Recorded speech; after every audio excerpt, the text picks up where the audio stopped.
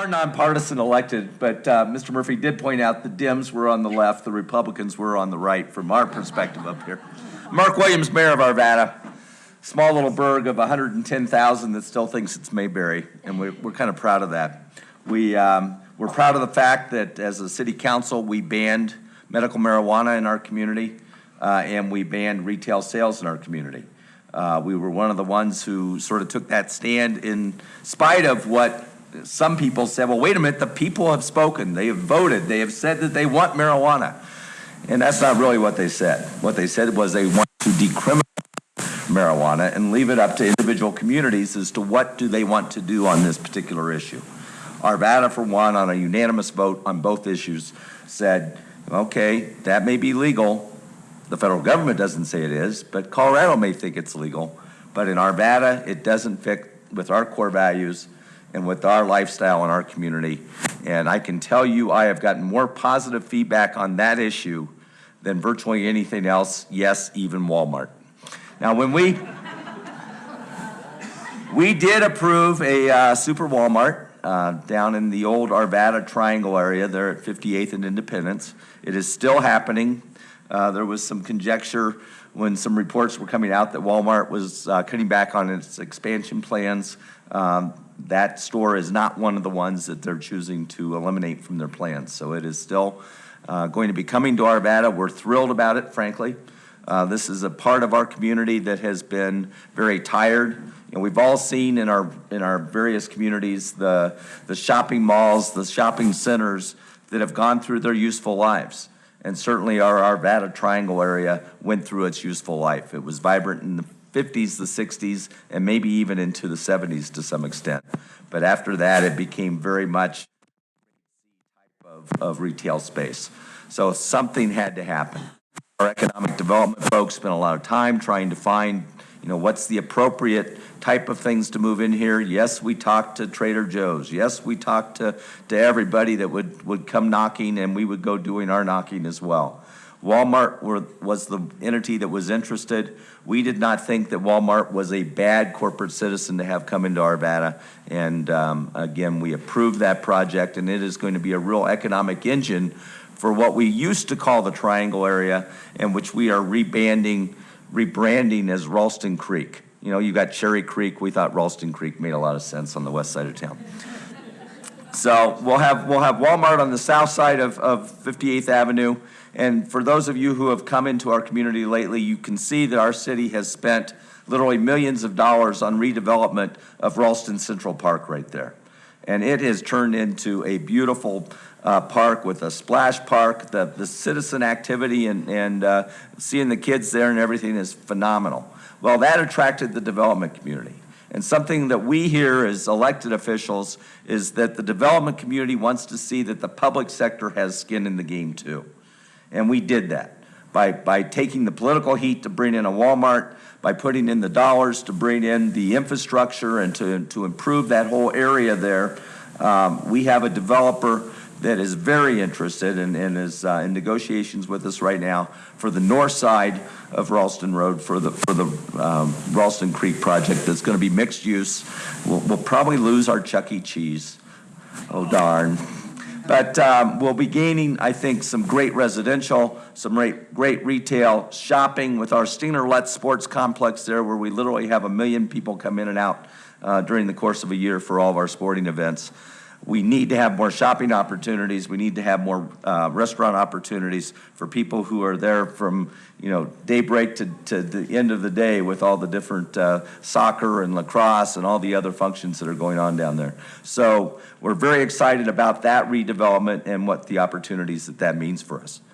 Probably the only thing that's more exciting than that for us right now is the Gold Line, the commuter rail that will be in Arvada in 2016. We have 3 stations. Our flagship station, we're going to have a groundbreaking tomorrow for the transit plaza that will be part of that. For those of you who are familiar with the area there in Olde Town, it's going to be right adjacent to the flour mill. No, we're not tearing down the flour mill. Our historical society sometimes becomes our hysterical society. And so we have to reassure people, and I think Joyce is exactly right. One of the things that you as ambassadors for your communities can be doing is making sure that the facts get out properly. And what we're doing there is a 600 parking space facility. It's going to be a bus transfer station. It's going to be a transit hub, pedestrian. It's going to have great walkability. That's going to be addressing our parking needs, not only for the Gold Line for commuter rail, but also for our Olde Town, which for those of you who remember what it was like in the 70s and 80s as I do, where they used to roll up the sidewalks at 5 o'clock, well, we don't do that anymore. It is a vibrant, happening kind of place. With all due respect and great affection for my friends in Lakewood, when they created the Belmar Center, they created something. We had the real thing in Olde Town. It's authentic. It's real. We're envisioning. We really do believe. I'll give you time. Okay. It's the real deal. People love our Army Navy surplus store. It's the #1 sales tax producer in Olde Town. They love our winery, our beer pubs, all the different things, and the eclectic stores that make up the mix, the olive oil stores, all those fun things that we have in Olde Town that really make it authentic. And our hope and our aspiration is that as the Gold Line comes on, you're going to have people who have come to Denver for conventions, who have taken the train down to Denver, didn't rent a car, who want to get out of the core city. Well, hop on the train. Come out and see our authentic communities on the suburbs. And so we're very excited about that opportunity. Bob has certainly taken a great lead on this issue of owner-occupied. Arvada is going to be following that lead. We have scheduled workshops. Here's the problem. I'm an attorney by day. I recognize that one of the issues that the trial lawyers are going to throw in the face of Lakewood and other communities that try to do this on a case-by-case basis is that it's an issue of statewide concern, and that therefore cities can't address the issue and deal with it. We share Lakewood's passion and desire to address this. If the legislature won't deal with it this year, then cities have to. And I am pledging that our city council certainly intends to look at what Lakewood's done, look at what the city of Parker has done, and come up with some way so that we can indeed have owner-occupied multifamily housing, because it's a gateway to home ownership, and it gives so much flexibility in terms of your housing stock and what people can do. So we're fully in support of that. On the education issue, I'm going to take a slightly different spin.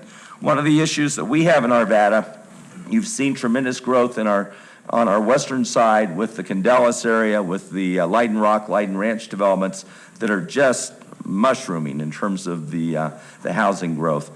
We need to have conversations with the school board so that they recognize that they've got an obligation with the school sites that are being provided to them by the development community, that they have to be up to speed and on top of when they get their new schools constructed to address those needs as well. So we're going to be putting some heat and some emphasis and some attention on making sure that we don't have to be looking at, busing kids away from their neighborhood schools, and that indeed the schools get to be where they need to have additional schools. And so that's going to be an issue of concern. Also addressing the northwest part of our community, and Mr. Rozier's been a great champion of this, is the need to get the Beltway completed. That's a huge issue for us in Arvada, for moving traffic that doesn't, off of our local streets, that's the commuter traffic and the moving of goods and services needs to be on the completed Beltway. Arvada remains committed to that, and we will continue to work on that for a long time to come. So it's a top priority for us. So that's sort of what's going on in Arvada right now. It's exciting times to be in Arvada. Two things we continue to work on in Arvada that we've really been behind the 8 ball on. We don't have a hotel. We do have a hotel company that's talking to us right now about a site in the Olde Town area on the south side of the railroad tracks, and then also hospital facilities. And we're in conversations with 2 different hospital groups. In fact, one is now doing a facility, a urgent care, and then an emergency facility. They're looking at doing out at 64th and Quaker. So that's coming online. So that's exciting stuff in terms of addressing some of the voids that we know we have in our community and that we want to make sure we address. So with that, I'll turn it over to the County Commissioner, Mr. Don Rozier.